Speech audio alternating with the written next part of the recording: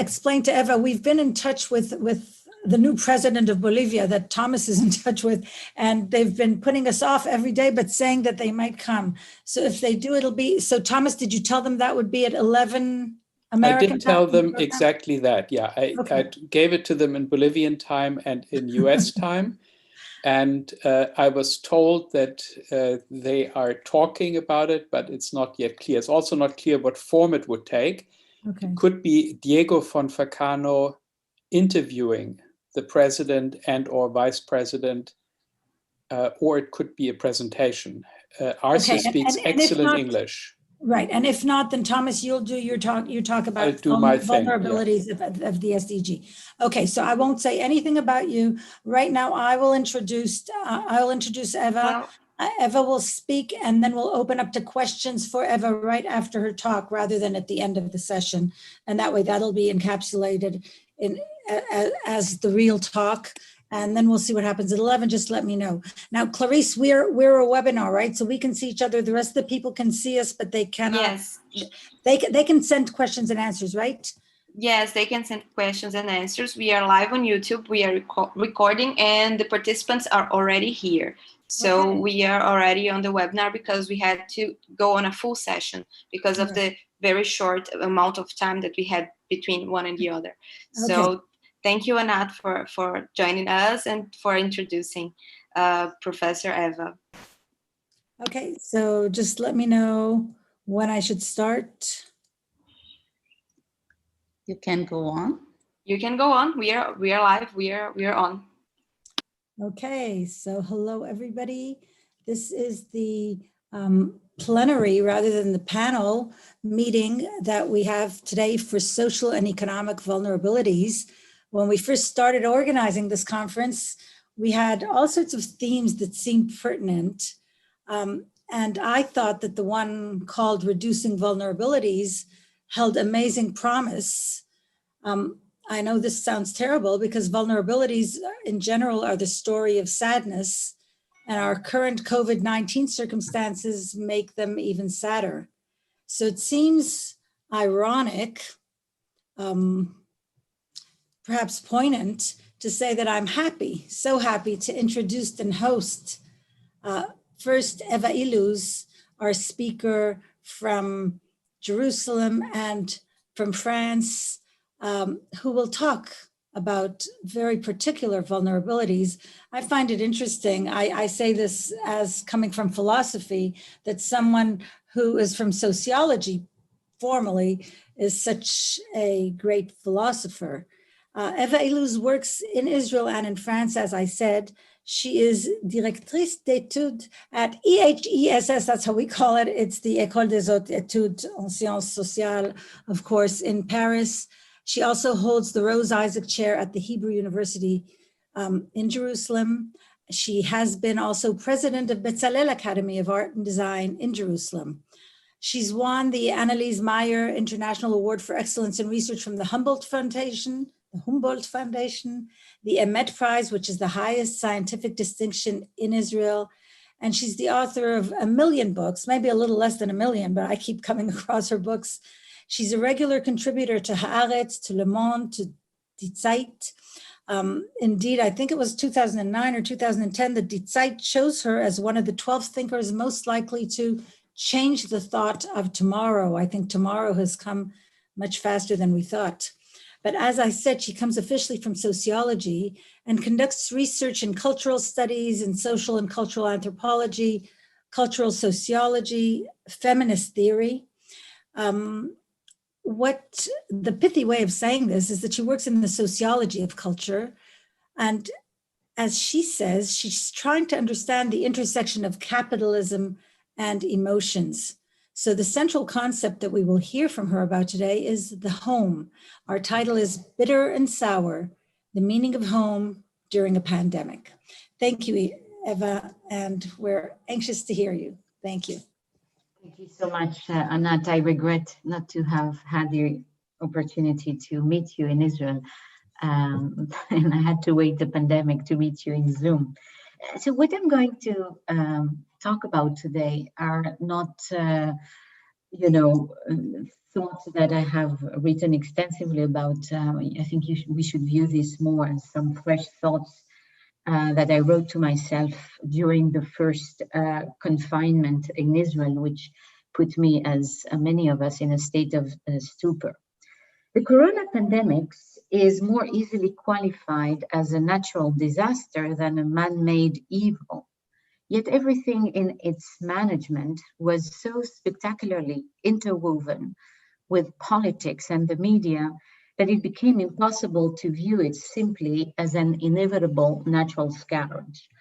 It exposed and undid the stitches with which most spheres of society were sewn.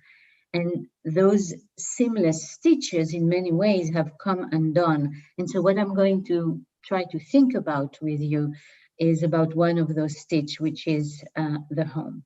So I want to start with a book that dealt with a very man-made evil, not a natural evil, which is Hannah Arendt's Eichmann in Jerusalem, because Arendt tried to make sense of an event which produced a sense of stupor, which I think is also what many of us felt throughout the world for many months. A sense of stupor in her case was the pan-European massacre of the Jews. But what interests me here is not the stupor, but the fact that she used a method of analysis which can be characterized as anti-historical, in that she refused analogies from the past. The past, she thought, cannot shed light on the present or the future because, as Tocqueville put it, in times of crisis, the mind errs in obscurity. Epidemics and even pandemics have always, of course, accompanied humankind. And yet the corona pandemic will be, I think, a milestone, not for the scale of death it has caused. Indeed, it has caused, I think, much less death than many other plagues and diseases, but because of the ways in which we have organized it socially, economically, politically, and symbolically. So close to 5 billion people throughout the world have stopped, for many months or many weeks, stopped their mobility, work, and ordinary socializing willingly without much protest. Of course, I'm aware that there were protests in Germany or the United States, but by and large, the big picture is that there were not much protest. People were confined to their homes, assuming they had one, without the possibility of using streets, shops, or public transportations. That people would renounce their freedom willingly to defend their health is not in itself terribly surprising. After all, as Thomas Hobbes and others put it, we will always be willing to sacrifice a great deal of our freedom for our security. Fear of death is so powerful that people willingly accept the authority of a state who can save them, including surveillance measures, which suspend or curb their basic civil rights. And this is especially true, I think, in light of the fact that modern states have become sanitary, what I would call sanitary states, that is, states in which health occupies an enormous part of their legitimation and vocation. What is properly unprecedented here was the form taken by the lack of freedom, which was a state of quasi-house arrest on a planetary scale. This, I think, has had no precedent. Now, just to draw a very quick comparison of other forms of crisis in times of war, the fear of death, of course, also exists, but we usually and normally confront it with other people. We know who the enemy is, or we think we know, and we can draw on a large symbolic repertoire of heroism to fight or hide. And yet, in the current crisis of corona, we have been reduced to very small units, sometimes entirely isolated from the rest of the world. There was no clear action to take, and very few known symbolic repertoires to draw from. just to remind you, the virus is also somewhat unique or characteristic in comparison, say, to Ebola or the first SARS, in that 25% of the people who carry it are asymptomatic, which means that anyone and everyone, including oneself, becomes an a priori source of danger. And so it's the fact that we don't see or know the danger in many ways that makes it so, and that it is general. And this is in comparison, to, say, to AIDS. I mean, it concerns all the areas of sociability, and not, as in AIDS, mostly the area of sexuality.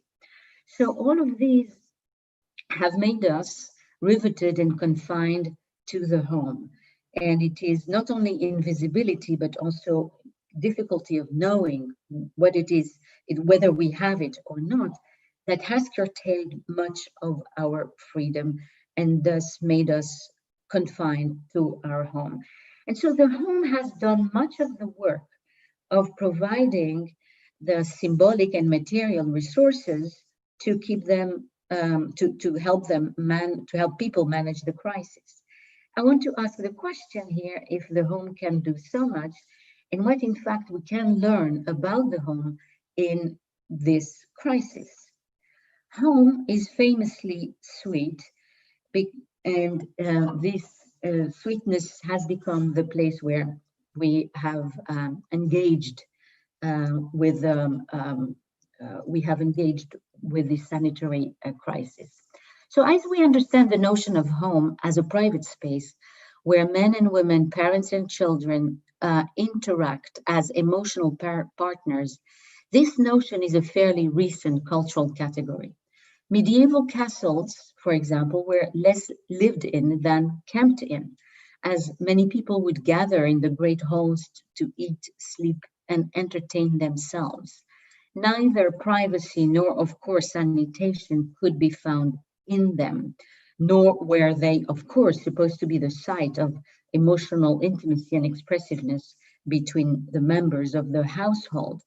Some view the birth of the home in a Dutch 17th century, where domesticity occurred in more intimate settings, to provide comfort, as being really the birth of the modern home. And we can think, all of us, of images of domesticity in the paintings of Vermeer or Frans Hals.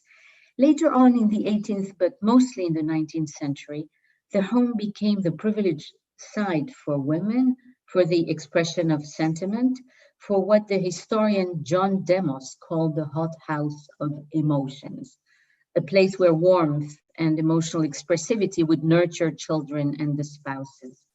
Charles Swains, an 19th century English poet, characterized the home very characteristically. He wrote, "Homes not merely fourscore walls, though with pictures hung and gilded, home is where affection's calls, filled with shrines the heart had builded." Now, of course, the separation between private and public spheres was not new to the 19th century. In the classical Greek world, the female private and the male public spheres were both fundamentally distinct and in a relationship of hierarchy to each other. What was new, however, to the 19th and 20th century was what the home became invested with moral meanings and was devoid of any economic vocation. Women were in charge of the home, and this space was not only opposed to work, to the market, to male selfishness, competitiveness, and self-interest. It was also above all of them. The home had a morally elevated status. It became domestic, female, presumably withdrawn from the public sphere, and because of that, therefore, able to be the repository of the authentic self and morally superior to the falsity of the outward world. This is why the modern home became the place where ideals of authenticity and consumer ideals of comfort and intimacy all in one could be formulated. So magazines such as Style at Home, Decor, House and Garden, Style at Home, Kitchen and Bath, etc., offered for ordinary middle and working classes ideals at one and the same time of material comfort and of ideal relationships and family. Hannah Arendt, and I'm going to refer in this paper all throughout to Hannah Arendt, opposed the romantic and even consumer view of the home as a haven from a heartless world. Building on Aristotle, she viewed private matters as pertaining to the material necessities of the household. For ancient Greeks, the home was where one accomplished the physical labor of sustaining the human body and of reproducing the human species, and thus the home was the place for women, children, and slaves. Similarly, Arendt viewed the private sphere as entirely deprived of freedom. It was not the site where one could deliberate and exercise reason and be free. Only citizens of the polis were free. And so, if you want, it meant that the public sphere was the only place where one could express its freedom. It's very counterintuitive, and I think very different from how modern or contemporary people have increasingly come to understand the home precisely as a place where we can exercise our freedom to be whoever we want to be. Arendt was not a feminist and thought of power only as belonging to the public sphere, but her views of the home were not that far from that of the feminist, who would later denounce home as a place of oppression and raw power, as a place which was becoming increasingly also meaningless for women.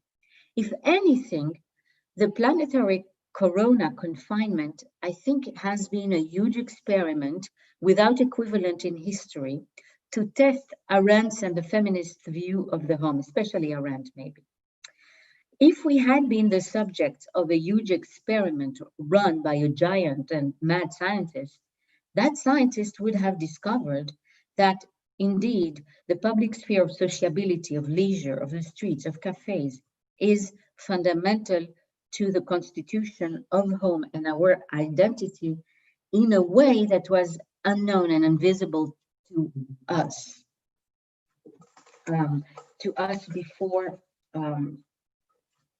before we entered this crisis.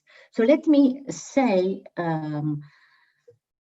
the ways in which I think the home is no longer, we can no longer subscribe to the myth or mythology of home I exposed before. For one, and perhaps most obviously, many homes, urban crowding and speculation and real estate speculation adding are too small and unequipped to give each member of the family the capacity to act and live continuously together as the highly individuated individuals which modern societies have turned us into. For example, bathrooms and kitchens are shared with others, sleeping spaces are very close to each other. So here I refer really to the home as a concrete architectural fact, and I refer to the fact that after the 1950s, a great deal of the homes that were built were actually homes that which had very little contact with the street, did not have balconies or terraces, and thus de facto created structures that were both isolated from the outside world and which created a kind of continuous contiguity in contact with others. And this, of course, also is all the more relevant for the people who live in large, cheap apartment complexes, in slums, in suburban prefabricated and cheap housing.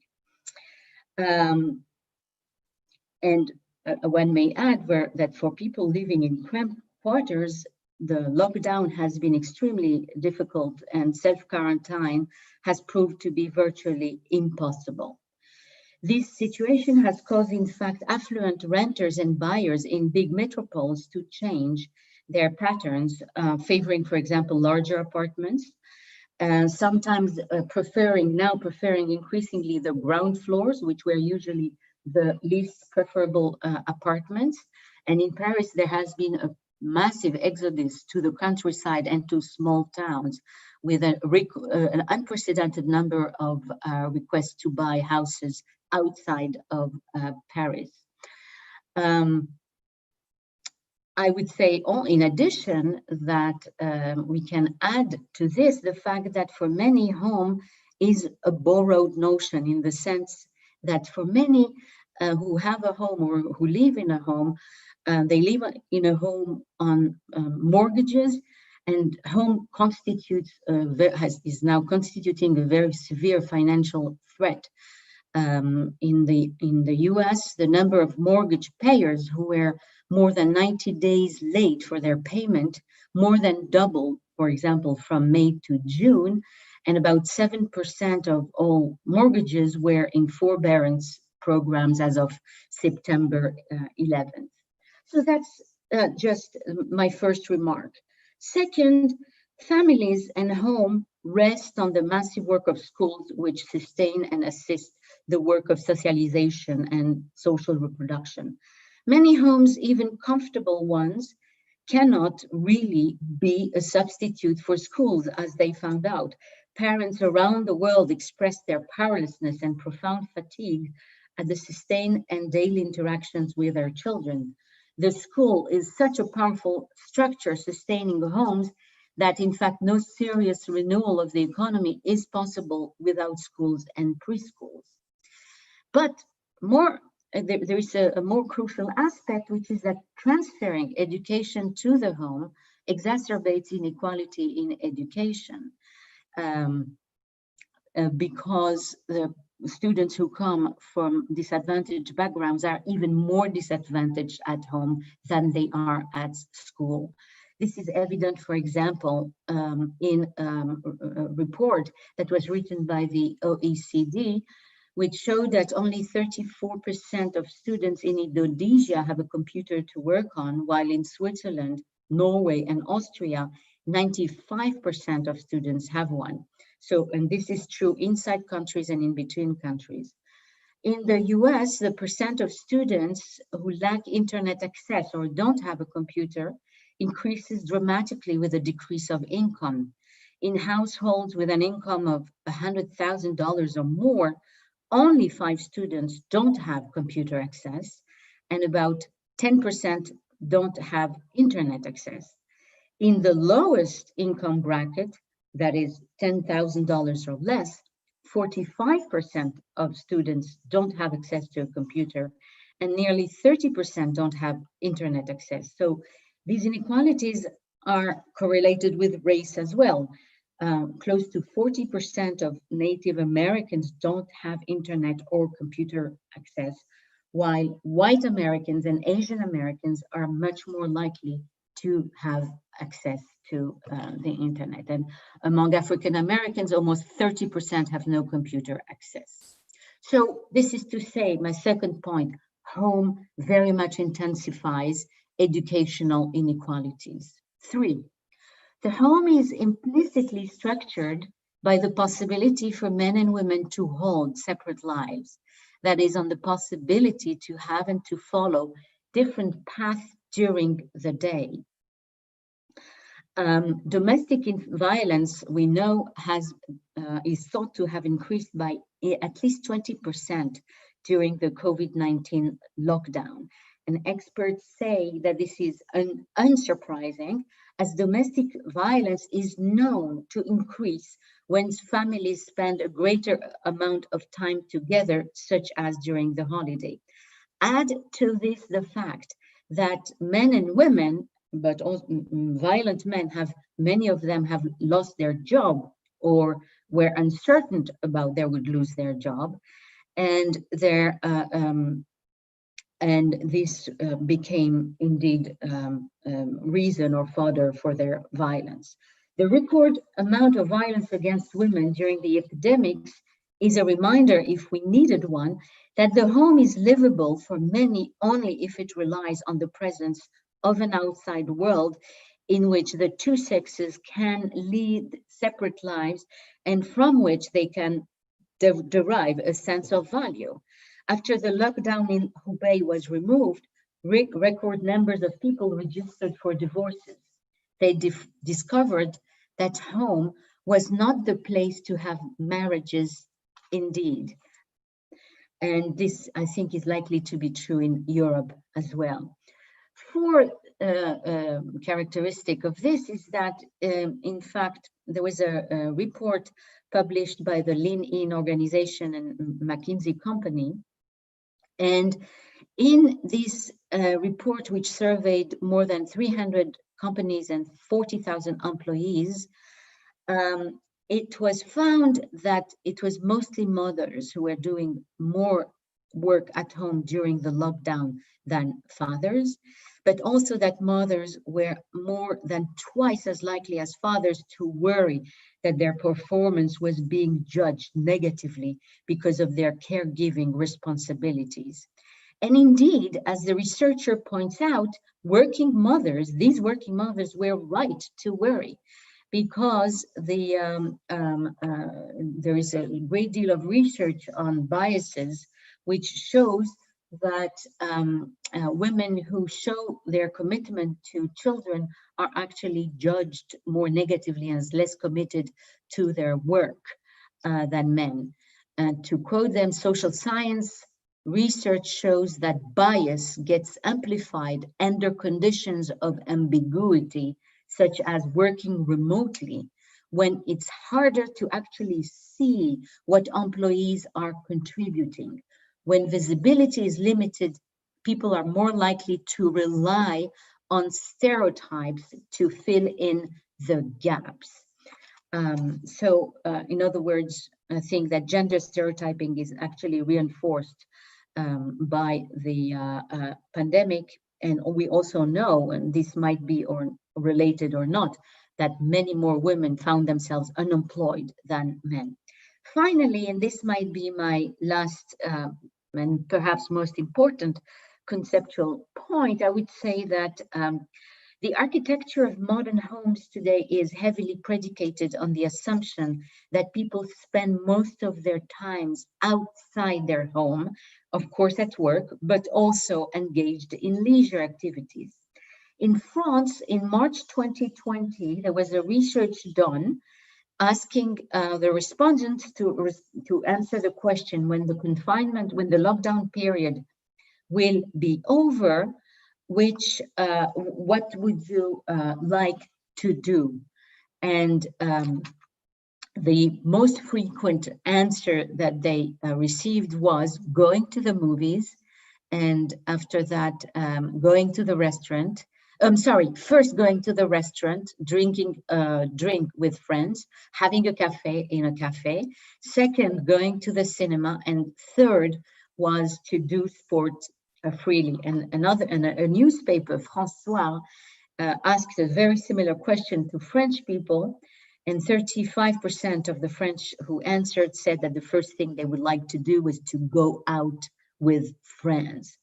So shallow understanding would be that we have become addicted to the hedonism and pleasures provided by the public sphere. But Hannah Arendt, again, would have a very different interpretation. Home is, for her, opposed to the realm of appearances. And the realm of appearances is the public sphere. As philosopher Barbara Carnevali, commenting on Arendt, makes explicit, the realm of appearances is crucial to social life in general. It is at one and the same time an aesthetic realm, that is a realm where we appear to others through our dress, our haircut, our cosmetics, our bodily figure, and it is a social realm of interaction, where we interact with others. And it is a realm in which we never have access to the deep interiority of others, only to their outward existence. This is what Arendt meant by the realm of appearances. It's a realm of performance. The realm of sociability is anything but deep. It is made of various forms of civilities, formal etiquette, formal politeness, casual conversations, empty but necessary rituals, codified behavior, banter, flirtatiousness, observations that we make ourselves on people's behaviors and bodily appearance, etc. Arendt elaborated on Heidegger's notion of ecstasis, and she suggested that human beings always exist outside themselves. That's what ecstasis means. And only through this outsidedness do they properly interact with the world at once, through objects, through their self-fashioning, through the senses. That's how you constitute an interaction. For Arendt, then, appearances are anything but pathological. They are, on the contrary, the very conditions of sociability itself. I just want to show you now a nice example of what I mean. I hope I'll be able to share with you, to know how to share. Share screen. So where is this image? Just hold on. Can you see the image? Anat, can you see the image? Not yet. No. Have you done the share screen? I thought I did. I thought I did. No, you don't see it? Not yet. Okay, so how about this, Anat? I will send you the image and we'll go back to it. I'll show it. Is that okay? If you can you? I'm waiting to get it. It should be here in a minute. Hold on. And I'll keep talking while, the mail reaches you. It's just a very nice, I think, illustration of what I'm saying. So we are going to see an image of a woman dressed in very fancy clothes. Actually, she has a long dress and she has makeup to take out her garbage bin. And this become actually viral, and lots of Facebook pages actually people started posting pictures of themselves going out to bring fully dressed and in cosmetics to bring out the garbage bin, because this was the only thing they were allowed to do. Did you get it? Can you see it now? Yes. Yes, we can. Okay, wonderful. Yeah. So there were lots and lots of pictures of this. So this is an illustration, exactly an illustration of what Hannah Arendt means when she speaks about a realm of appearance, which we are actually dispossessed of during the lockdown at home. As Arendt put it, to be alive means to be possessed by an urge towards self-display, which answers the fact of one's appearingness. Living things make their appearance like actors on a stage set for them. So for Arendt, then, the difference between the world of objects and the world of human beings is the opposite of what we normally think. Objects can only be what they seem to be, so they don't belong to the realm of appearances. While we, human beings, can constantly change and modulate our appearance, which is for her the essence of social life. We exist for others, and if, as the French respondent suggests, the leisure sphere became so central to our identity, it is because it is a sphere where we can precisely play with our appearances, and this is what people felt they were missing so much. This is true also of the realm of work, by the way.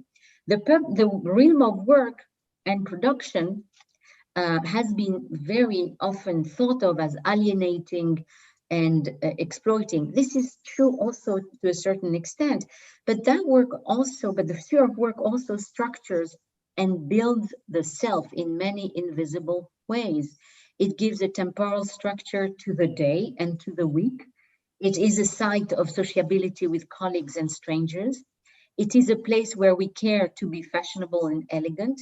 For many members of the middle classes, it is the place where we exercise a sense of competence and skill. In other words, it has become for men and women the main site for the production of our symbolic value, of our value.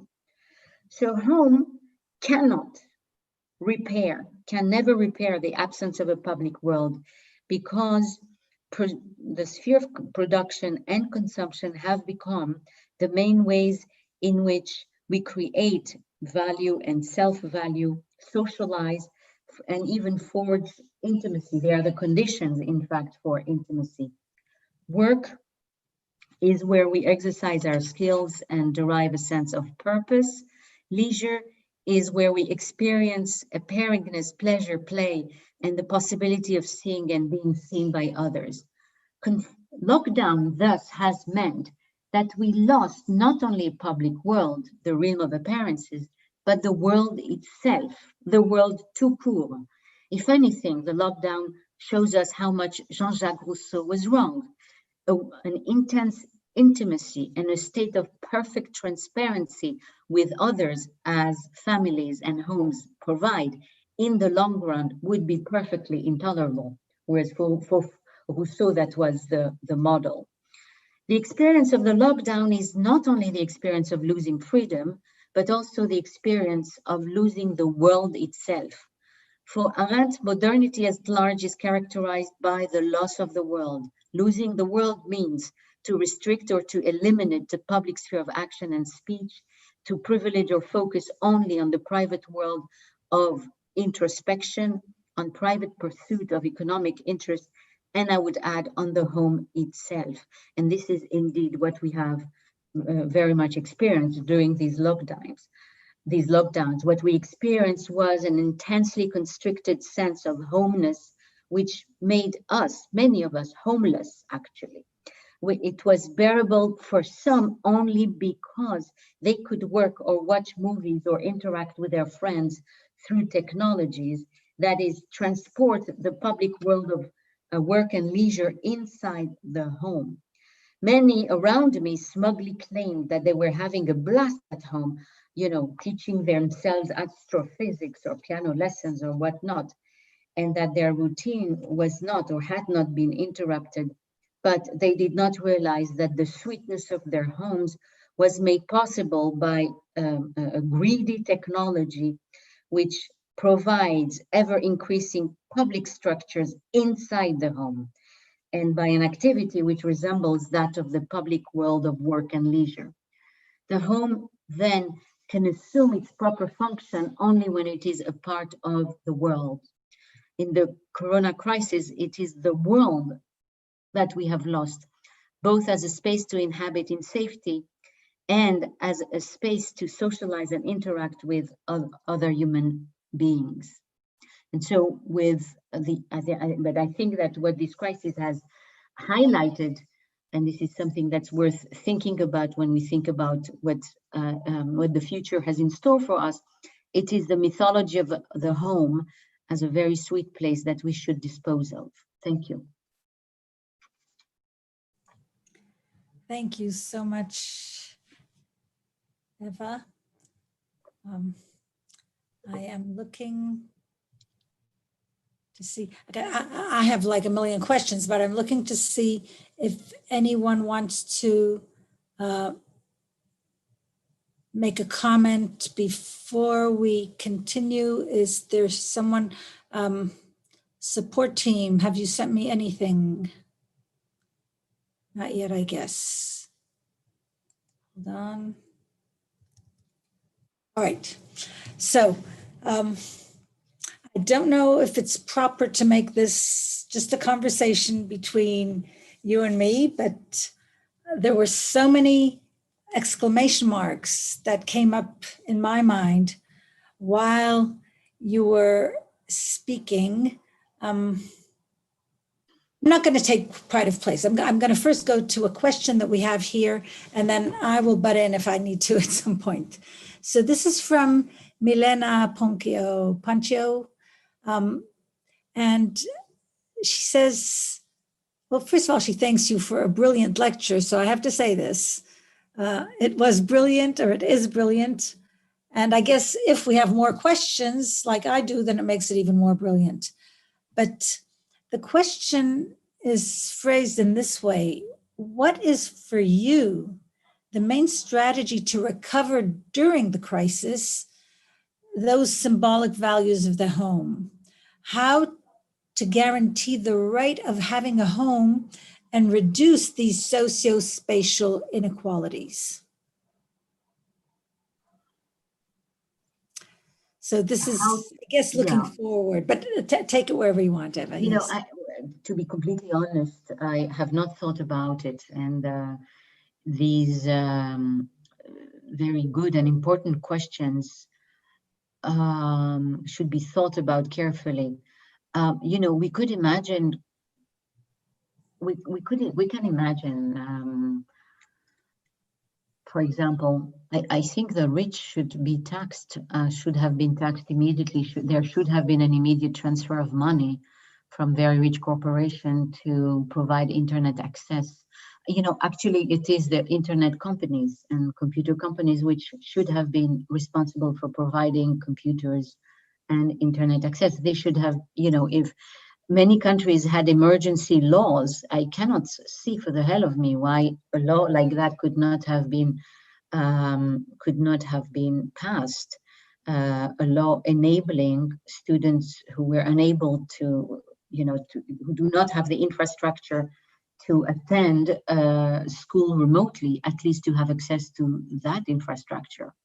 So that would have been for me a first thing to do, which is to obligate companies, corporations, exactly which would have, you know, to be looked at into. But in times of emergency, I think big companies and corporations should pull their share of what they owe the public. So that would be, you know, from the top of my hat, one response. And then you could imagine your families creating, trying to create, I mean, I don't know exactly how the sanitary conditions would work, but trying to create educational cooperatives, you know, trying to pool their educational resources together and doing it together.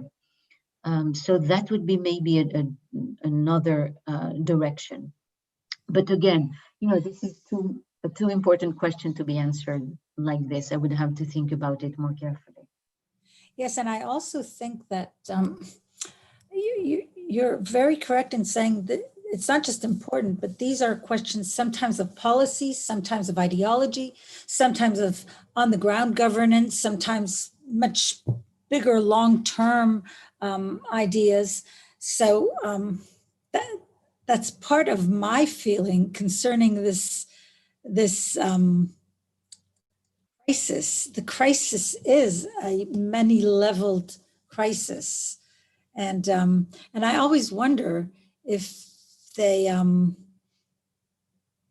when we talk about, as you said before, conceptual aspects of the crisis, how the conceptual fits in with what you might call the practical or even the political, these different contexts in which we can ask.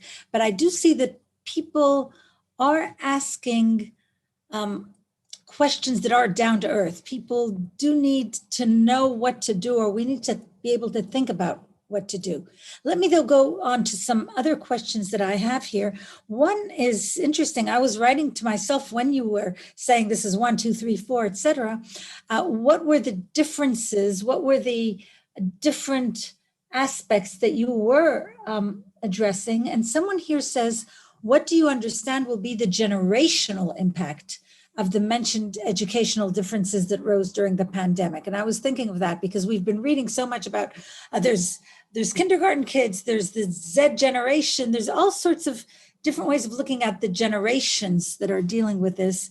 And this question is taking you that way about just saying education maybe is not enough. Okay, what education? Which generation is really going to be fucked up? Excuse me for saying that, but I'm going to have fucked up in the next question too. So meanwhile, what is the generational impact of these educational difficulties? Gosh, I wish I knew. I think, you know, lots of young people who would have gone to college or to graduate school are not going to go. So that's a very obvious question. I mean, impact. I think also that there will be in high school, I mean, more people, I mean, the ones who come from weaker educational background failing, more likely to fail, entrance exams to schools or end exams of schools like the baccalaureate. So that, I mean, these are the very concrete impacts I can think of. But I think, you know, this in the mind of the younger generation, they intertwine completely, climate crisis and the coronavirus crisis. And I think that for many of us, the corona crisis is a kind of preview, as you have previews in movies. It's a kind of preview of what a crisis on a planetary scale and something in which our infrastructures collapse or seem to collapse, what it looks like. So for me, of course, I'm aware of the differences between the two, but I think, and not surprisingly, I think in many places, the Greens have reinforced their status politically. I think that one of the biggest impact, it's not a negative impact, so maybe I don't answer your question, but one of the biggest impacts is it's going to reinforce tremendously the kind of imagination of what a world that collapses onto itself may look like. That I think is really new. We never experienced something on a planetary scale. The green politics is a politics that takes place on a planetary scale for it to work. And the responses have to be the same all over the world in both cases. So I think this is a generation which will be much less compromising on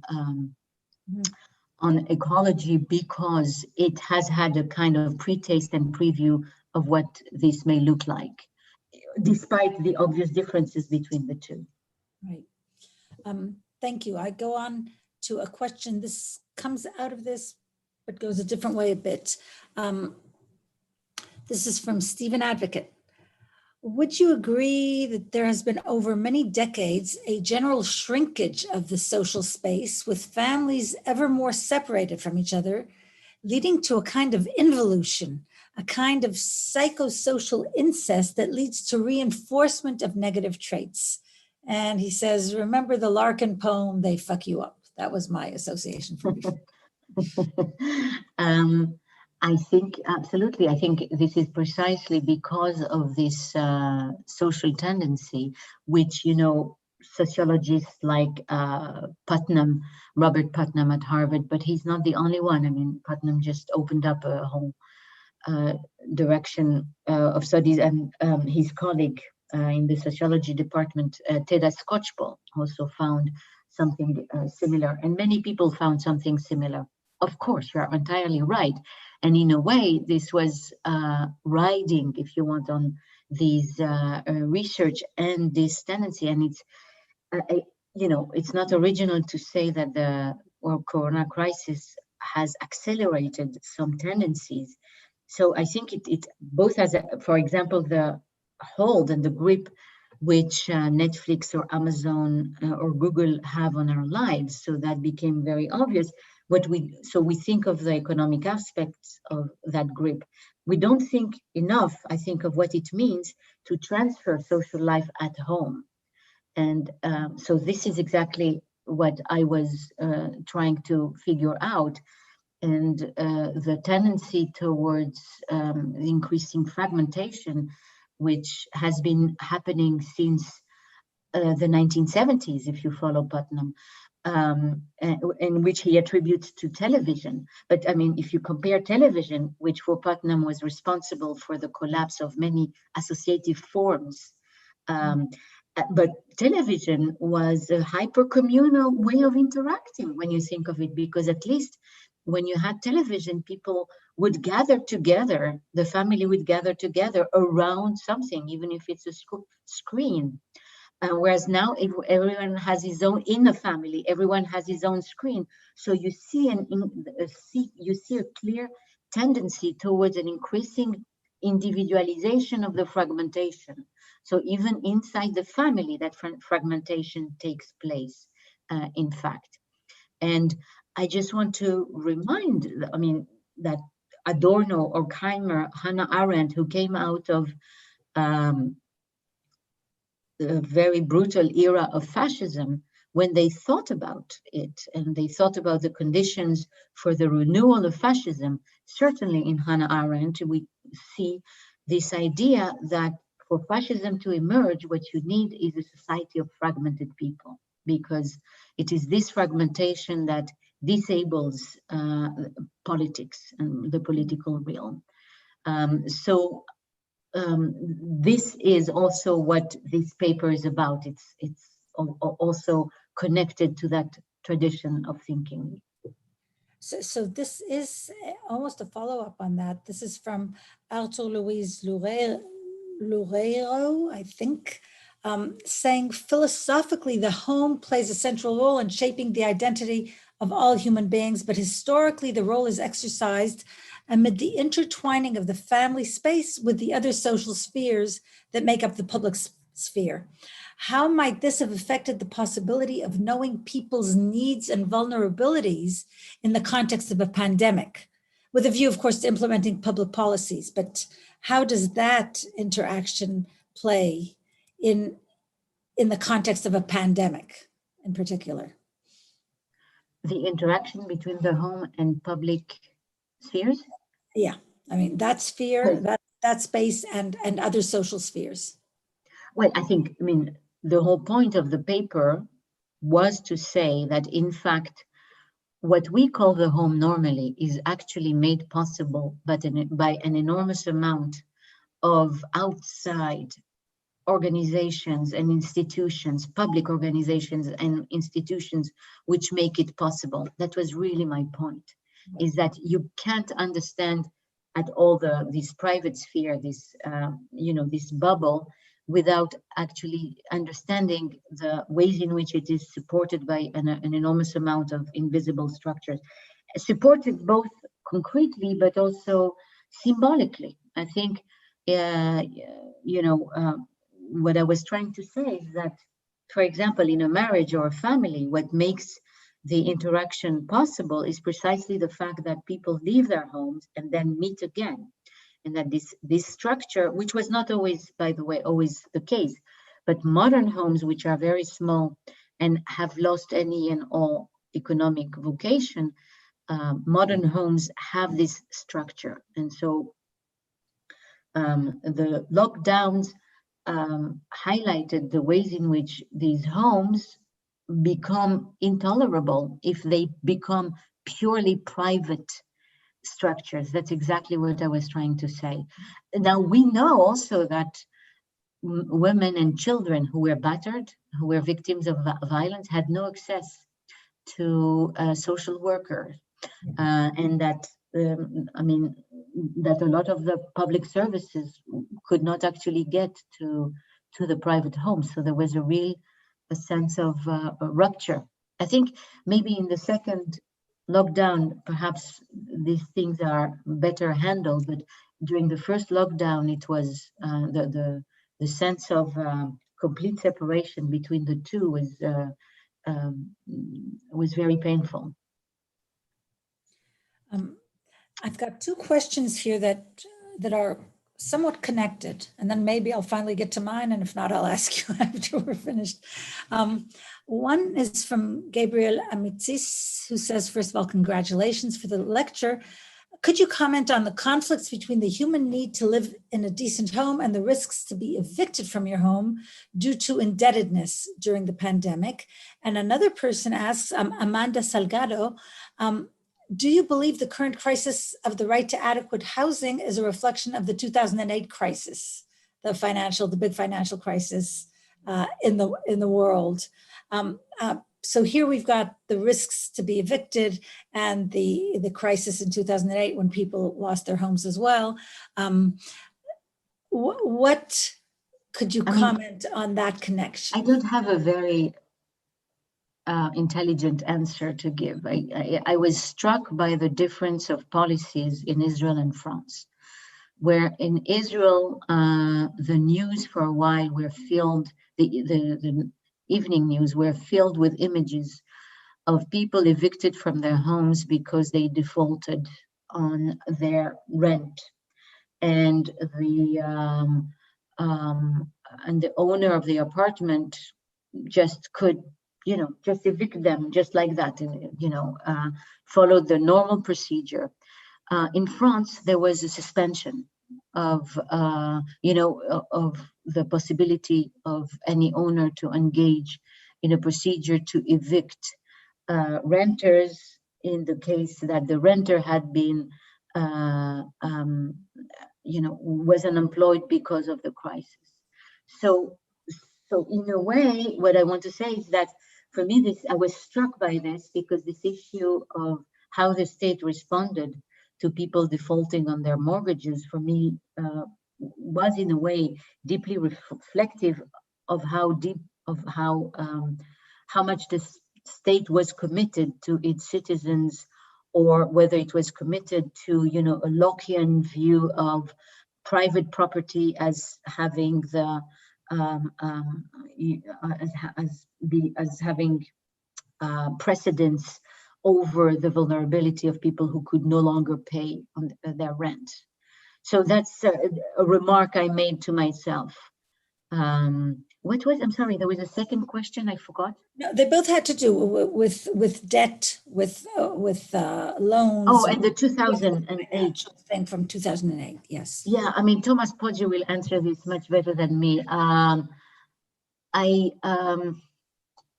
don't know. I mean, I'm sure it is. I think there is, of course, a similarity in the two crises, at least in the United States, in that it seems that the ways in which it was handled was by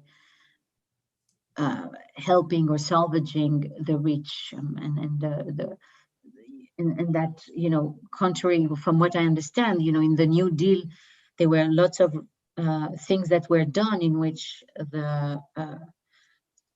it trickled down throughout all of society, whereas in 2008, a lot of the help went to salvage the big companies like AIG, presumably because it would save the international finance system. I have no idea.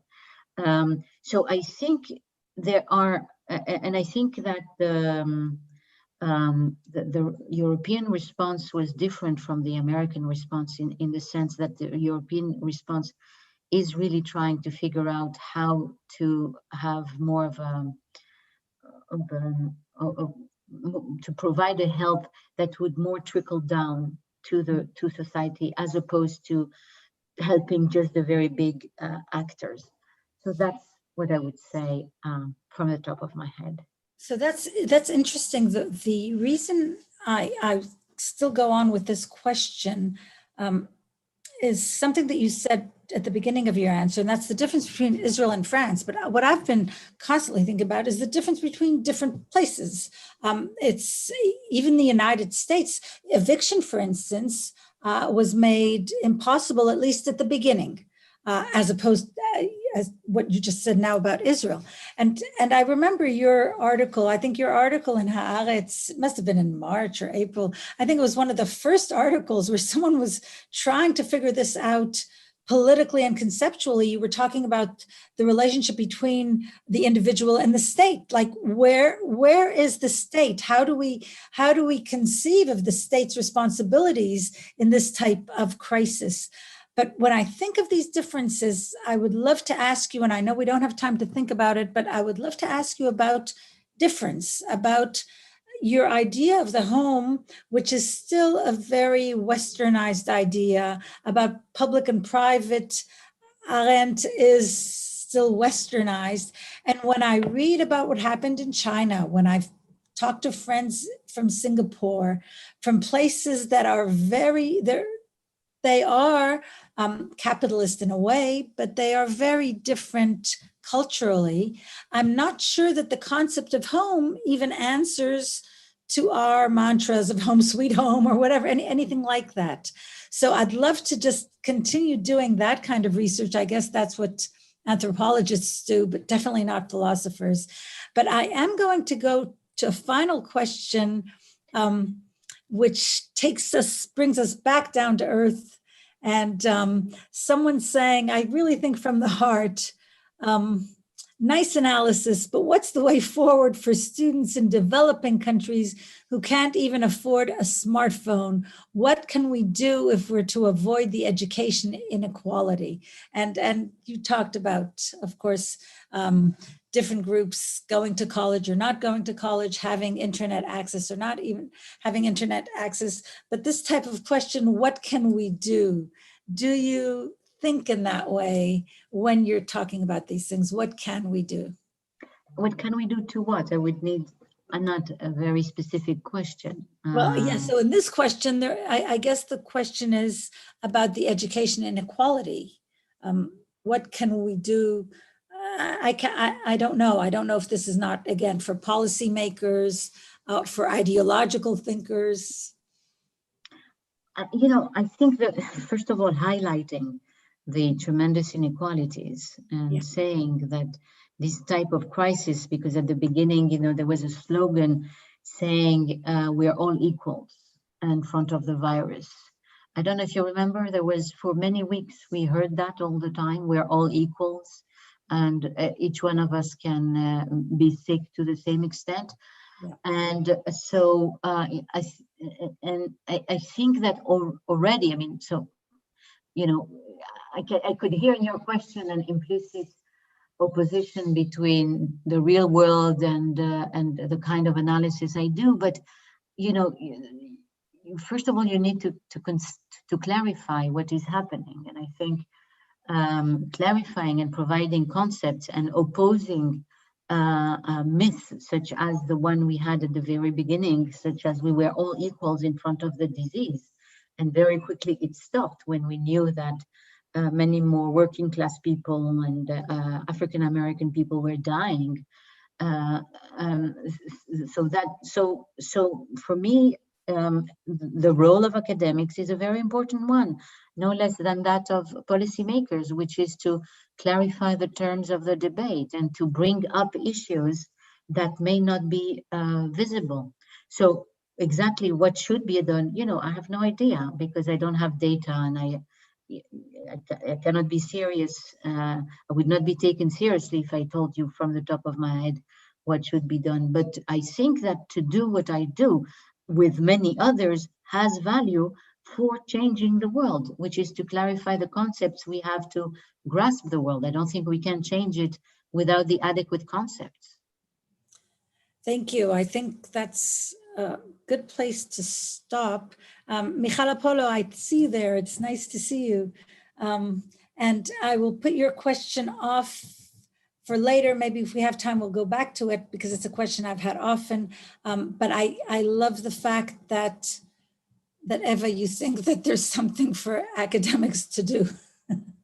Not only something for academics to do, but something for academics to do, which is not necessarily go marching in the streets, or as I usually call it in Israel, climb over the hillsides, but rather not only with our feet, but to do something which demands our conceptual engagement.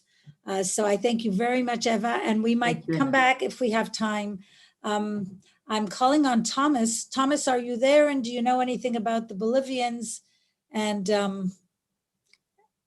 where do we stand, Thomas? So the Bolivians have made it into a cliffhanger, but they're not showing up today, as it seems. And they may be there tomorrow, and they may not be. Okay. My suspicion is that they're celebrating. Okay. Well, I'm glad someone is celebrating. Yeah, they're not admitting it, but that's what I hear. So what I suggest we do is go to your presentation. And I think the one question that we have from Michal Apollo to Eva might definitely go in after your talk when we have time for continuing discussion there. So let me just introduce, I mean, it's very almost redundant to introduce Thomas Pogge in this conference, but nevertheless, for propriety's sake, let me say that Thomas is the instigator, initiator, the living breath behind the series of academic stand against poverty conferences that we've been having on global justice for several years now. This goes with what Eva was saying a moment ago. Thomas is a philosopher. I would say he's probably considered the greatest interpreter of John Rawls, if not his greatest student. But I think Thomas is a scholar in his own right. I use everything you write, Thomas, on human rights and political thought. The amazing thing is how Thomas makes philosophy work. And here I do mean marching with our feet and doing things with our hands, and of course with the money. Thomas has taken the tools and concepts of philosophy, especially ethics, to establish academic stand against poverty, the Health Impact Fund, all the work on illicit financial flows. These are all projects that come immediately to mind. And I think we'll hear in a moment about the SDGs. This is something Thomas, I think you were talking about what would they call the first bunch, the MDGs? That was before the SDGs came around. So I am still teaching about the MDGs, and you've already, of course, written about the SDGs, those highly touted sustainable development goals of the UN. And Thomas is going to speak to us about poverty under the banner of the SDGs. I love that word, banner. So thank you, Thomas, so much for talking with us today. Good. Thank you, Anat. And basically, poverty is something that for several generations, we have been in a position to eradicate completely from this earth. And we have been aware of that. There's been a lot of rhetoric back about 100 years or so, saying that this generation is the one that can eradicate poverty. We have it in our power. Let's do it. And of course, we haven't done it. And we have done it, or we have attempted to do it under various official banners. And the two that I want to start from are the Human Rights banner and the Development Goals banner. So human rights were the dominant language. We integrated the fight against poverty into the human rights conceptions, first in 1948, of course, with the Universal Declaration, and then subsequently with the covenants and with many other UN-sponsored human rights documents. Then, starting at the new millennium in the year 2000, the human rights language was pushed into the background, and a new language took over, the language of development goals. And I want to start off by saying a little bit about the significance of this shift in language. So here is what we find in the human rights documents. Universal Declaration, standard setting document 1948. Everyone has the right to a standard of living adequate for the health and well-being of oneself and of one's family, including food, clothing, housing, and medical care. Everyone is entitled to a social and international order in which the rights and freedoms set forth in this declaration can be fully realized. That is to say, everyone is entitled to a poverty-avoiding international order. The language of development goals is somewhat different. A typical example here, this is target 1.2 from the Sustainable Development Goals. By 2030, reduce at least by half the proportion living in poverty according to national definitions. So what are the important differences here? I think the most important differences are three. The first one is quite obvious. When you talk about human rights, you talk about highest priority claims. Human rights are not something that's easily negotiable, that can be set aside for policy priorities, but rather it's something that is a side constraint, as some people like to say. It's something that we absolutely have to honor, whatever else we might want to do. Not so with goals. Goals are goals among many. There are many, many other things that policymakers are aiming for. And so goals get put into the usual mix of policy and get whatever priority policymakers might want to give them. It's perfectly all right to say that we didn't get around to this goal because we had many other goals to pursue and so on. Second, there is the difference between individualist versus collectivist language.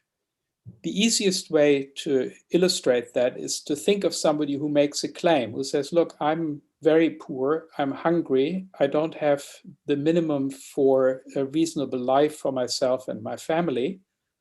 If you make that claim under a human rights banner, then it's a claim that cannot be refused. If the resources are there, if we can do something to fulfill the human rights of that person, then she or he has a very strong claim that we do exactly that.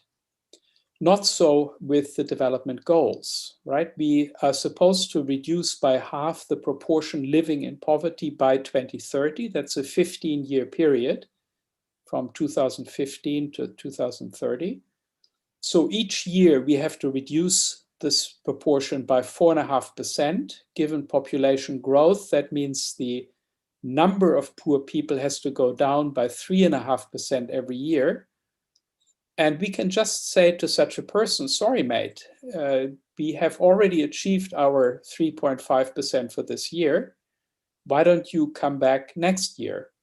We are on track, we are on target, we are doing all that we have committed ourselves to do. So in other words, the claim of any one person can be turned back by saying that we have already done enough for other people. And finally, there is a way of measuring ourselves, our achievement. When we think about human rights, we will always find that we are in shortfall. Insofar as human rights are unavoidably unachieved, we are falling short of where we should be. The benchmark is always a benchmark above us, and our state is described in negative terms. We are falling short by so and so much from where we should be, namely in a world where all unavoidable human rights deficits are actually avoided. With the development goals, it's a little different. We can spin it in a positive way. We start the goals at the point at which they are declared, in this case 2015, and we say, well, how far did we come? How much of the distance between the 2015 state of affairs and the 2030 target state, how much of that distance have we already traversed? So we can spin it positively and present it as progress. And a wonderful place to see that is Bill Gates. Bill Gates has a big foundation, as you know, with billions and billions of dollars, the Bill and Melinda Gates Foundation. And Warren Buffett, who at that time was the second richest man on earth after Bill Gates, saw fit to give a further several $10 billion of his money to the Bill and Melinda Gates Foundation. And then he wrote them a letter saying, would you be kind enough to tell us a little bit, about what you have achieved with that money? How is it going with your fight against poverty? So the Bill and Melinda Gates Foundation issues a rather personal letter every year. This is the 2017 letter, where they talk about the progress that we have made. And here, this is what they call our favorite number. 122 million children's lives have been saved since 1990. and basically through a reduction in child mortality. These are children under the age of 5.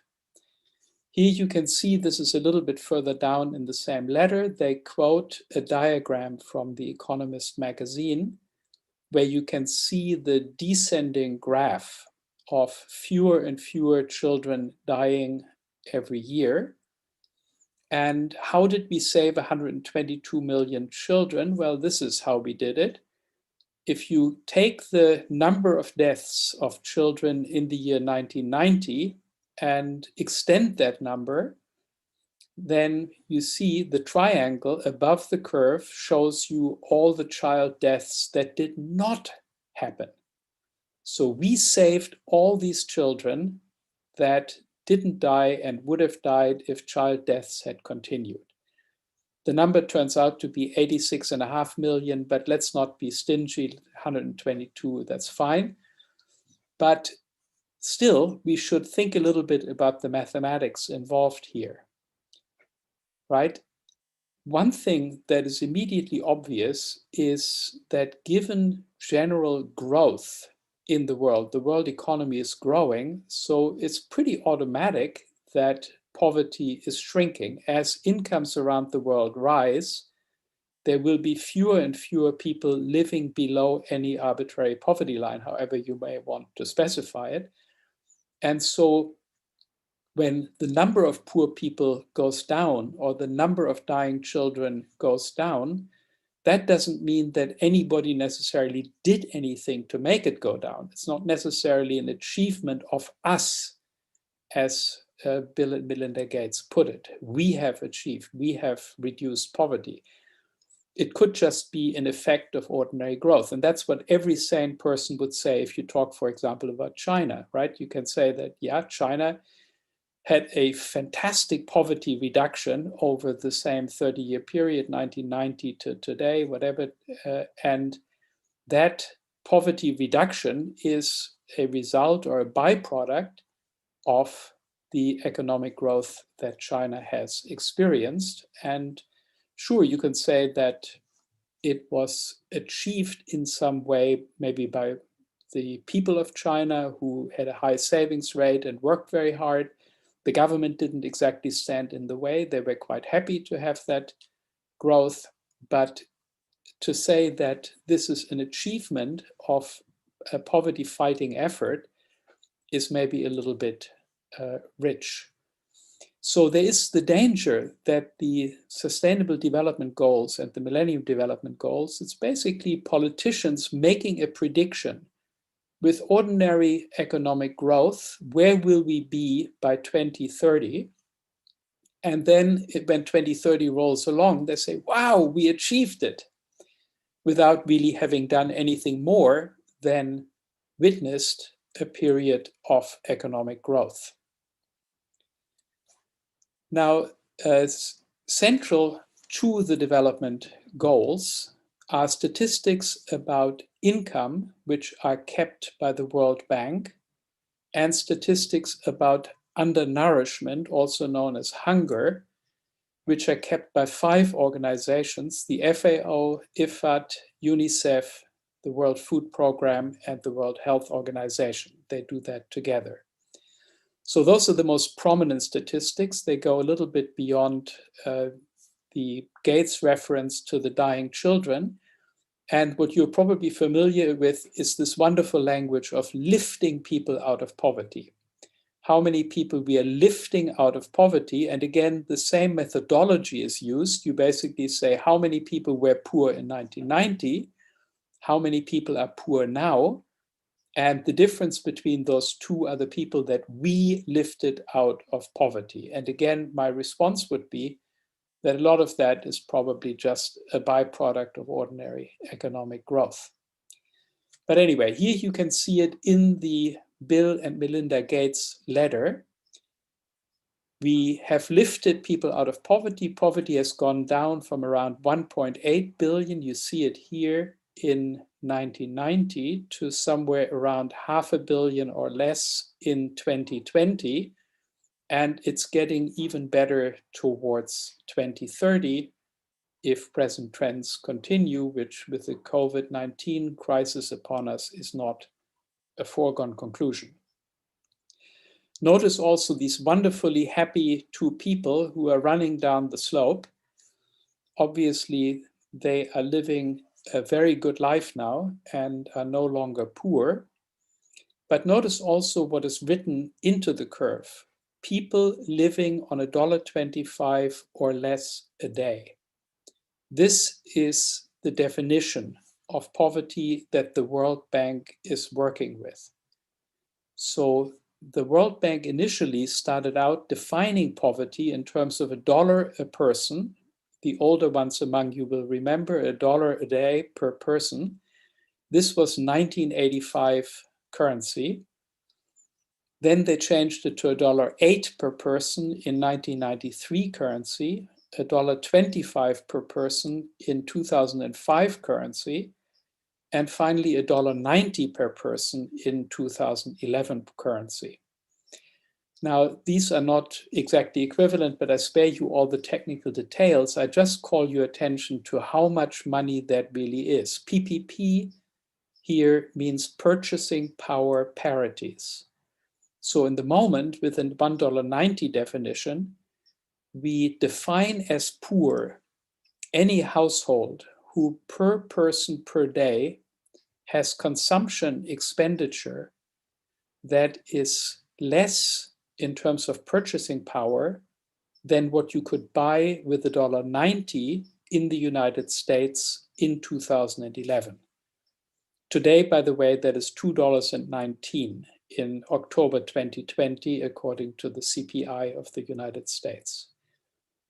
That corresponds to $800 per person per year. So just stop for a moment and think about what it would be like if your consumption expenditure in the United States were $800 a year. What could you buy with $800 a year? How would you cope with such things as accommodation, with utilities, with food, with clothing? How would you meet your needs? The US Department of Agriculture helpfully publishes a thrifty food plan. You can go to their website and you get all sorts of tips about how to feed yourself as cheaply as possible. And you can probably do it with something in the order of $7 per person per day and get a fully nutritious set of meals. But that's only food. That's not everything else. And it's $7 and not $2.19. So it's completely impossible for $2.19 to have healthy, nutritious food in the United States, let alone to meet all the other needs that you have in addition to food. And don't think that $2.19 goes a lot farther in India or in Africa. Of course it does, but the World Bank already takes that into account. They are not converting according to foreign exchange rates that you might get at the bank, but they are converting according to purchasing power parities, which take account of the differential purchasing power of currencies around the world. So the thought experiment you have to make strictly is, how would I cope on $2.19 per person per day in the United States today? This is a very, very low poverty line. And to depict these beautiful people running down the slope and dancing happily on that amount of money is really a little bit far-fetched. And it's especially far-fetched coming from the Gates folks who have rather more money. And for them to tell poor people, you know, this is really an adequate amount of money for you to live on is a little rich. Now, here are the official statistics from the World Bank. You can see that indeed, as Gates is claiming, we are down to somewhere around 600 million people. The South Asia numbers they have now taken out because they don't have enough survey data. But 600, 700 million people are officially counted as poor. Now, absolute poverty, according to the UN definition, refers to the income level below which a minimum diet and essential non-food requirements are not affordable, and reflects the inability of people to satisfy the basic needs required to live life with dignity. That's the UN definition, and relative to that definition, obviously, the $1.90 line, or the poverty line of the World Bank, is woefully inadequate. If you just look at the statistics that you get officially from the various UN organizations, you can see here that of the 7.8 billion people in the world, very large numbers suffer from various kinds of deprivations. About 700 million are chronically undernourished, according to the FAO. I will get back to that statistic later. 2 billion lack access to essential medicines, 2.2 billion lack safe drinking water, 1.6 billion lack adequate shelter, 1 billion lack electricity, 2 billion lack adequate sanitation, more than 750 million people are illiterate, and about 150 million children do wage work outside their household, as Najid described earlier him doing when he was a child. So all these people, on any plausible definition, are poor. Of course, many of them overlap, so we can't just add the numbers, but we can certainly say that at least half the world's population suffer at least one of these deprivations, and so should be considered poor by a human rights standard or any other reasonable standard. So the World Bank, because of its ridiculously low poverty line, is grossly underestimating the number of poor people by any reasonable definition. Now let's also look at the trend. Bill Gates, this is a video where Bill Gates is interviewing Steven Pinker. They are together, two optimists, lamenting the fact that many people in the world do not know how good things really are. And so one thing that you find in that video, I've put the link on the top, is how hunger has declined. In 1990, there were about 18% of the world's population were suffering hunger, and now it's barely 1% left. Wow. Now here are the actual numbers from the FAO, and you can see that they are not quite as favorable, and they are certainly not quite as nicely falling as they should be. In fact, they are pretty flat, which is remarkable in view of the fact that the World Bank's poverty numbers are falling quite precipitously. One other thing that you see here is interesting. Compare the two orange lines. They are with the China revision and without the China revision. So in 2019, the Chinese government said that actually poverty in China, or hunger in China, is much less than it had been recorded. And so the FAO simply revised its hunger numbers for China down by a factor of 10. Instead of 130 million, there were only 12 million hungry people in China. That tells you a little bit about how political these numbers are. These are not sort of measured numbers. Obviously, if from one day to the next you can say, oops, we made a mistake of more than 1,000%, then you can see that maybe the way in which these numbers are developed isn't 100% reliable. Here is an earlier graph of the same facts, which are from the FAO, telling you how many undernourished people there are. And you can see that the numbers went up very steeply as a result of the global financial crisis. So we have 850 or fewer than 850 million, and then going above 1 billion. This happened in 2010, where the FAO in Rome, they had big character posters hanging out the windows saying, we are mad as hell, more than 1 billion people hungry, for the first time in all of human history.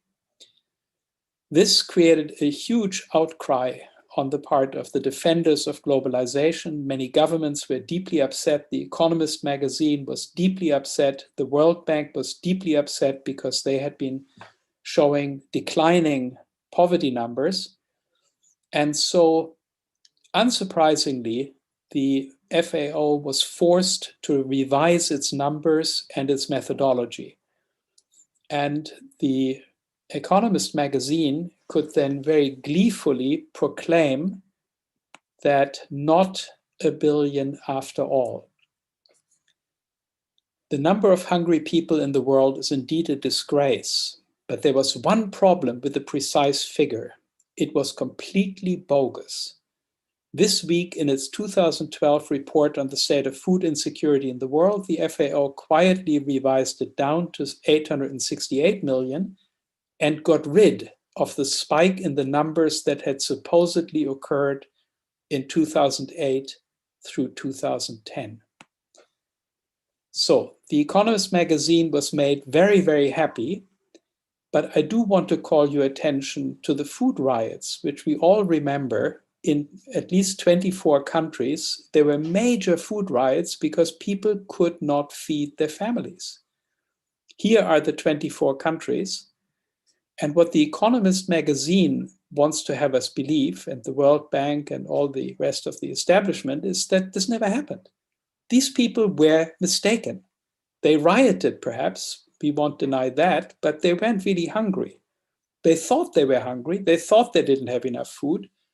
But really, there was no spike in hunger. There was no spike in poverty. Everything went well. Our globalization project went along smoothly and without a problem. Now, what did the FAO have to do in order to get to the much more benign food unavailability numbers that they finally developed?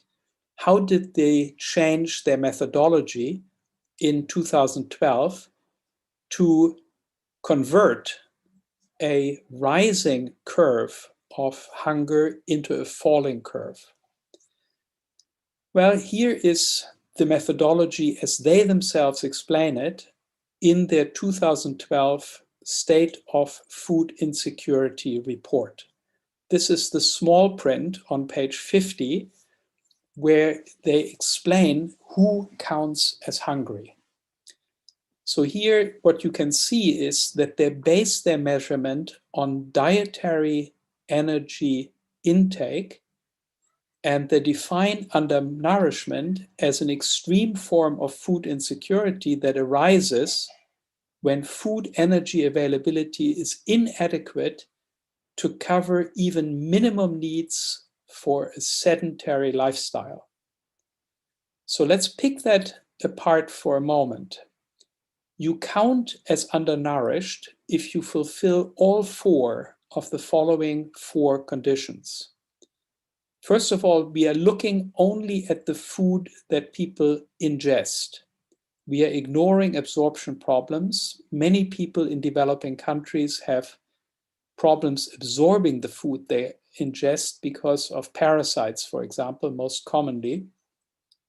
And so the right number of calories may be crossing their lips, but they don't get the value of these calories because they have other creatures eating part of their meal, so to speak. Secondly, the FAO's definition looks only at energy. It ignores all other nutrient deficiencies, so vitamins, minerals, proteins, everything that is important to a rich diet is completely ignored. The only question they ask is, do you ingest enough energy? To put this colorfully, Coca-Cola will do it, unless you have the 0-calorie type. But if you have the sugary Coca-Cola, you are well nourished if you drink a few cans of those every day. Then they talk about the right number of calories to cover the minimum needs for a sedentary lifestyle. Only if you cannot cover even those minimum needs only then do you count as undernourished. Again, that's insane because many people work for a living, and in developing countries, they often work very hard for a living.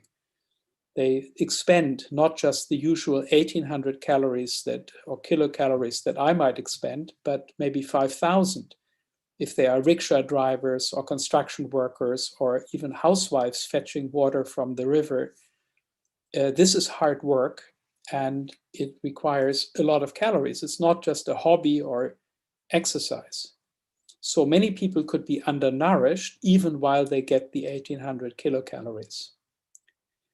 And then they also add that you count as undernourished only if you are below that 1,800 threshold for over a year.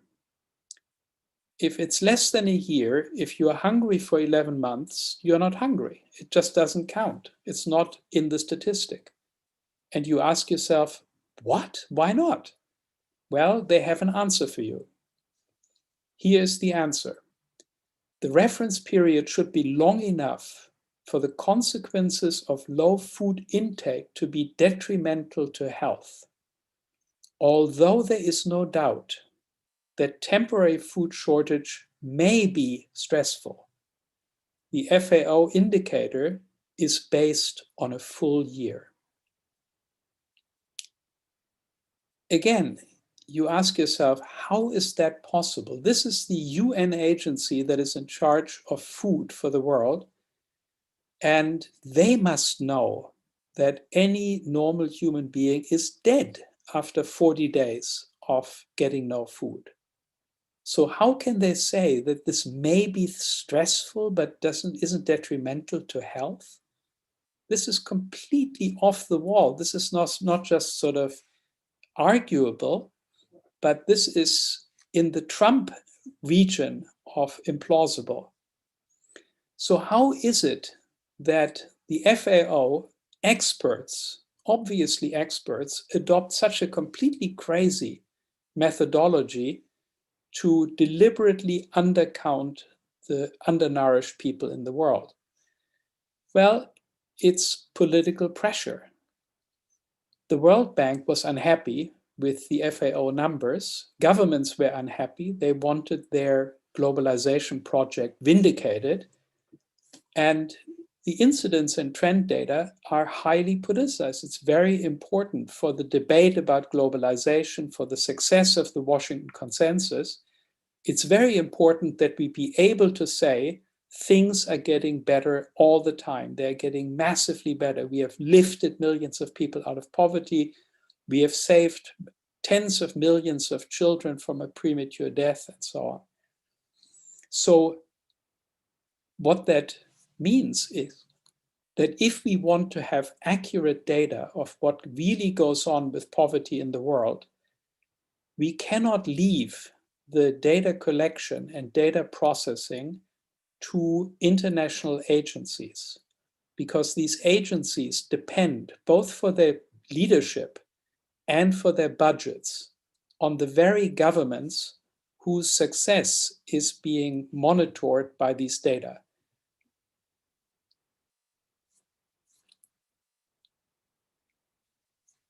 So let's talk a little about the assessment of persistent poverty. We have seen here that progress against poverty has been much less impressive than officially celebrated. The official data are unreliable, to put it mildly. But we should also, as I have, ask whether the MDG SDG language suggests the past provides the morally appropriate baseline.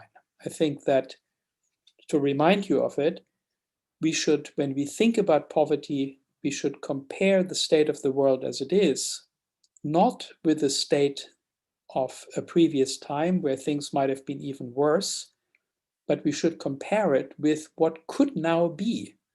We should always ask ourselves, how much of the poverty that exists today is today unavoidable?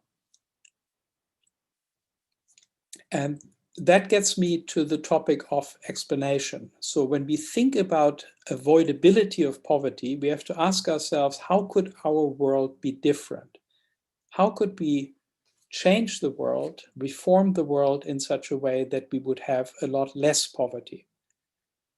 And I will conclude with a few remarks on how much of the poverty that we have today might indeed be unavoidable. I think a very important factor that explains the persistence of poverty is institutions, institutional arrangements at the supranational, regional, and national level. And of course, these institutions are designed under the heavy influence of the most advantaged, most privileged, richest people in the world. These people, as they keep emphasizing, do not hate the poor. To the contrary, they like the poor and they wish them well, but they like themselves even more. And of course, they do what they can to get as large a share of the global product into their own pockets. And it's a regrettable but entirely predictable side effect of these efforts that there isn't so much left for the poor. You can see here an example. I have no time to go through that, but important institutional arrangements at the global level that play an important role in the persistence of poverty. Protectionism, pollution rules, that we don't have polluters pay for the damage that they do, illicit financial flows, a huge network of tax havens and shell companies that siphons off money, avoids taxes, and is available for bribing and otherwise inducing politicians to design the rules in favor of the rich. Pharmaceuticals is one big example of intellectual property rights, which are a huge flow of money from the poor countries to the rich. Everybody has to pay for the innovations that, of course, rich people are in a much better position to achieve. Labor standards completely missing, exploitability of workforces in developing countries. So institutions play a major role. Again, I cannot go through this now, but I leave you with a few statistics about the size of the poverty problem. It is much larger than most of us think in human terms. More than half of all human beings suffer one or more poverty-related human rights deficits. But it's also much smaller than most people think in economic terms. If we shifted just 3% of the wealth of the richest 1% of human beings, that would be $5.2 trillion, or 34 times the annual official development assistance, and could very easily wipe out poverty worldwide. So the world has become rich enough in aggregate that we could, at virtually no noticeable effect on anybody, get rid of poverty. Poverty is a very small problem in economic terms, and that, of course, makes it, from a moral point of view, even much more horrendous that we allow it to persist at the level as it does persist, affecting about half of all human beings. You can see here the global income distribution. The richest 5% have about 43% of global income. The poorest half have about 4.5%, 1/10 as much. So again, by shifting 1/10 of the income of the richest quarter, you could double the incomes in the bottom half. And with wealth, the differences are even more dramatic. The richest 26 individuals in the world have the same wealth as the poorest 50%. So you could, again, very easily, at no noticeable cost to anybody, double, triple, quadruple the wealth of the poorest people in the world. Thank you.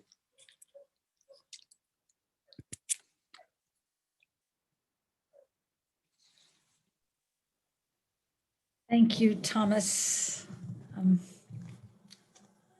Every time I hear this, I've heard some of it, or maybe most of it, many times, have read it, have encountered these numbers and these thoughts.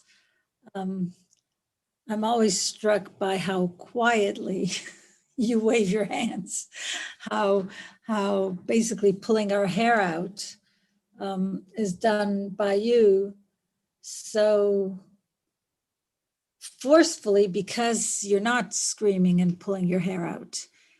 I always wonder also at the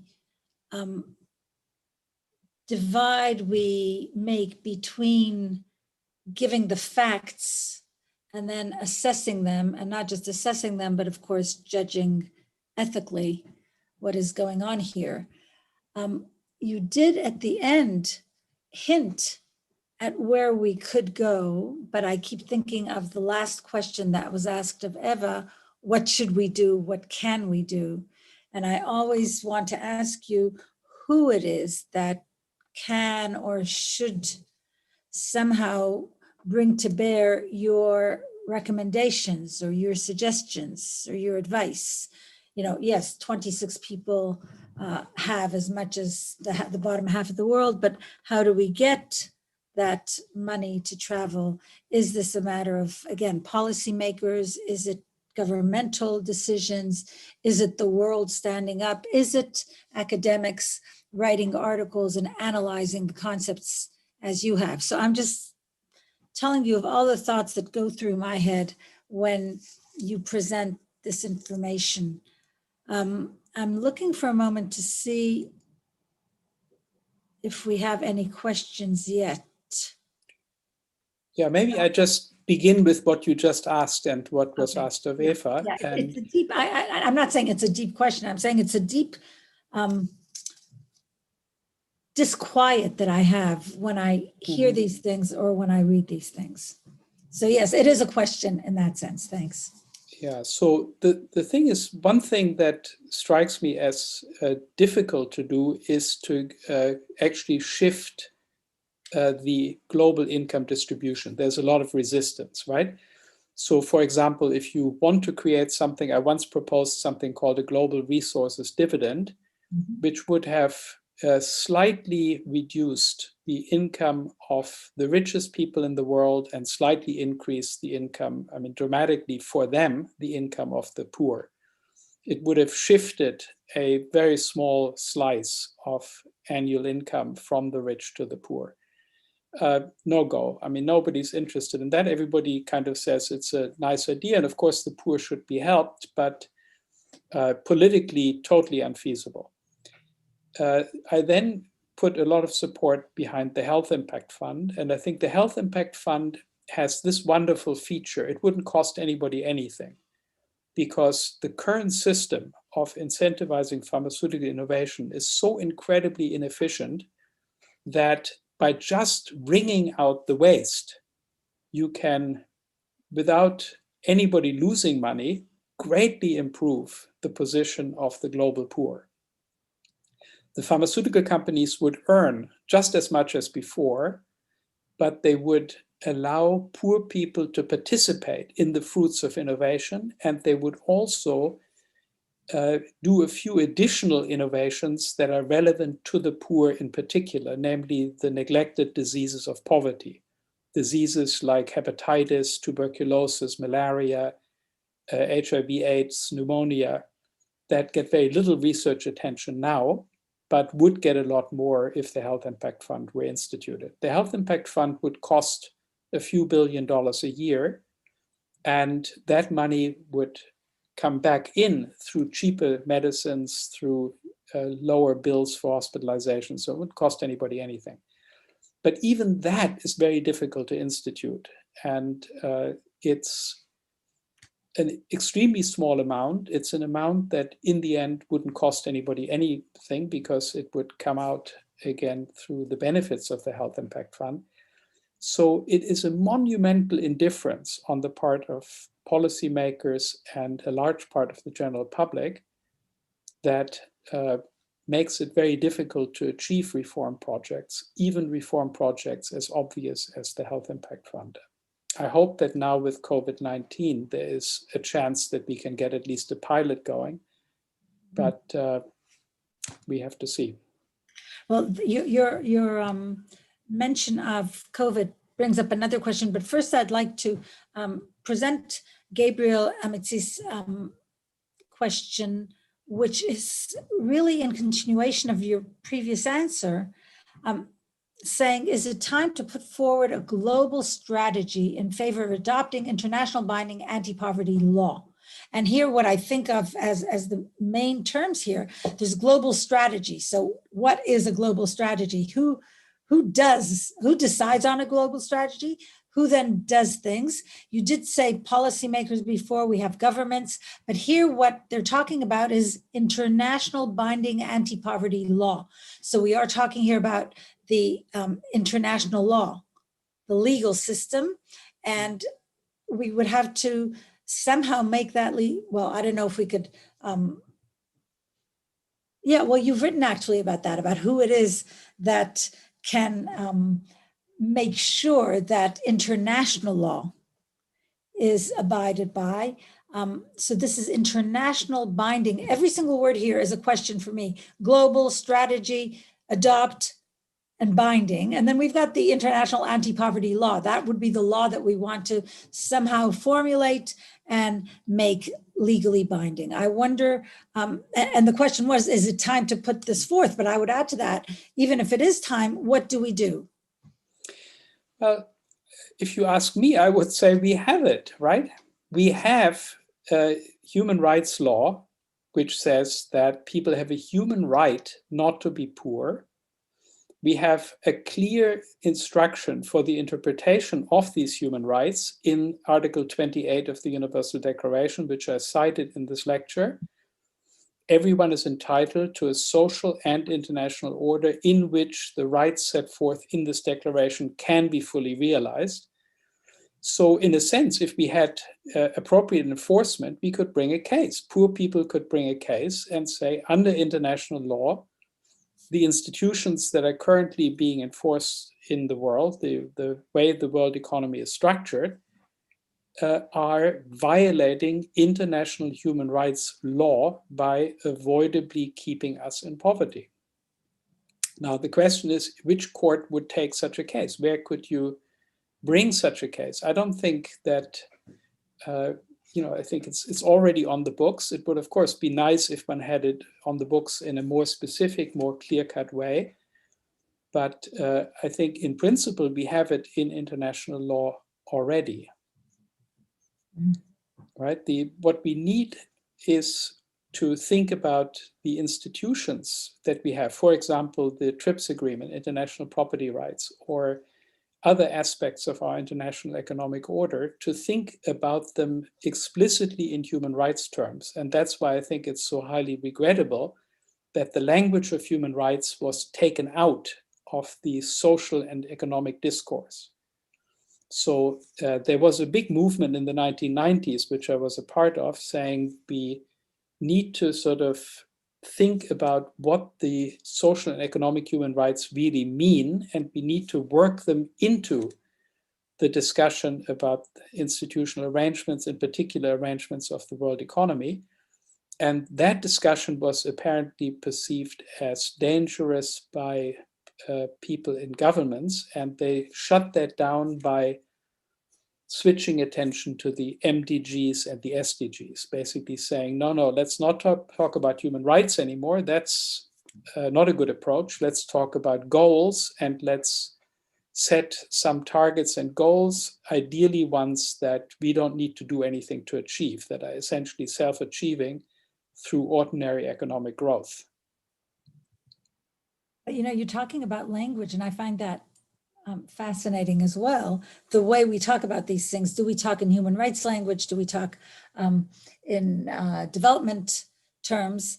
And I was thinking, as you were talking about the concept of peace, which you'd think has nothing to do with this, but of course it's the World Food Program that got the Nobel Peace Prize this year. And I remember when that happened, I thought, well, the Nobel people have forever been going the human rights angle. They do think of human rights or human rights workers or fighters for human rights as peace fighters, which is interesting how peace and human rights just got smudged in together. It doesn't matter what you're really talking about. But the World Food Program that got the the Peace Prize is, of course, closely connected. I think one is a part of the other with the FAO that you were talking about. The FAO is I think they're a part of the World Food Program. Well, they are together. These 5 organizations are authoring the State of Food Insecurity reports. So now they are collectively responsible for this. Okay. But here's the paradox, right? These are people, these are good people. These are people, first of all, they're experts. They know what they're doing. So it's not that they're stupid. And secondly, they're really trying to do a good job. They're trying to do something for reducing undernourishment in the world. And so they say to themselves, very realistically, if we displease governments, then we get shut down, right? Our budgets will be cut. We will get, our leaders will be replaced. So if the governments want to see good-looking undernourishment trends, good-looking poverty trends, we better deliver them if we want to do our work. That's the only explanation I can see. I discussed with the chief statistician of the FAO these matters, and you know, I mean, I cannot believe that he understands the points that I'm making. It's not that this is rocket science or that I, as a philosopher, am somehow privy to insights that experts don't have. Not at all, right? It is a political thing, and that's why we academics, I think, have an immense responsibility to check these numbers, to work on these numbers and say, look, here is a country that we pick, India, whatever it may be, and we do a double check and see how many people really are undernourished in India. This is what the FAO says, this is the real data, and so on. So that we keep them honest and keep pressure on them and give them cover, so that then they say to the politicians, look, we can't say that because it's just blatantly untrue. Or if we were to say that, we would be laughed out of any academic conference, that they have some backing for that, right? We should not, as academics, simply be consumers of these numbers and say, well, if that's what the official number of undernourished people is, then we will just cite that and treat it as if it were a weather report from John F. Kennedy Airport. So I want to take you back for a moment then. You said political and academic. Academic is what we have to do, and then there's the politics. But Gabriel comes back with the same question, not the same question, with a continuing question, talking about the UN conventions, talking about international law, and saying, how do you get enforceable rights? Who is it that's going to enforce it? And the suggestion, Gabriel's suggestion, is what about a new UN convention? And I know there are people, actually people I know in India, working on UN convention, a new UN, the UDHR, getting the UDHR updated or something. But I, again, am more worried about the word enforceable. And you have taken us the political way in talking about enforceable, saying that there's something here that's not a matter for legalisms or international police, maybe not even international courts, but something, well, yeah, courts would be enforcing these rights, enforcing the laws, international laws that we're talking about. I know this sort of meshes everything together, the political, the academic, and the legal aspects of these questions. You do have them very clearly spelled out in your presentation, but I think it is when we get down to the ground, as you say, if we go to some conference and give the wrong data, somebody's going to jump up and say this is wrong or this is right. But Gabriel is insisting here that the UN might have some sort of enforceable job or role to play here. Yeah, it would be fantastic if we had it, right? So something interesting is happening right now, where Gabon, a country in Africa, is taking Myanmar to the International Criminal Court. Yeah. And that's a big event. Myanmar had committed a genocide against the Rohingya, and Gabon is saying, I want that at the International Criminal Court, I want this to be examined. Wow. And if we could do something like that, if we could bring a case to the International Criminal Court and say, here is a massive human rights violation, millions of people would have access to this anti-hepatitis drug if Indian companies were permitted to produce it, Indian generic manufacturers, they could produce it for pennies, and then all the people in India, all the people in the global south would have access to this drug. So by maintaining an intellectual property regime that prevents Indian generic companies from mass producing this product, we are killing millions and millions of people. And so the TRIPS agreement is itself a violation of human rights. Mm-hmm. If you could bring such a case, I think it would be absolutely fantastic. Well, that is true, and I'm happy that you mentioned Gabon. It takes me back to Albert Schweitzer, of course, right, and Lamborghini and the hospital there. I think we're exactly at 12 p.m. now, which is the hour that we are slated to end this session. I do want to thank everyone, the questioners, especially Eva Illouz, Thomas Pogge, for telling us such sad tales, actually. So thank you, everyone. Thank you, Thomas. And we will meet you all again for the afternoon. Yes. Thank you very much. Thanks, Clarice. So we come back at 1:30 for you and 3:30 for us Brazilians. So see you. So have a good lunch, everyone, or a good dinner afterwards. For Yes. those of you on the other side of the Atlantic.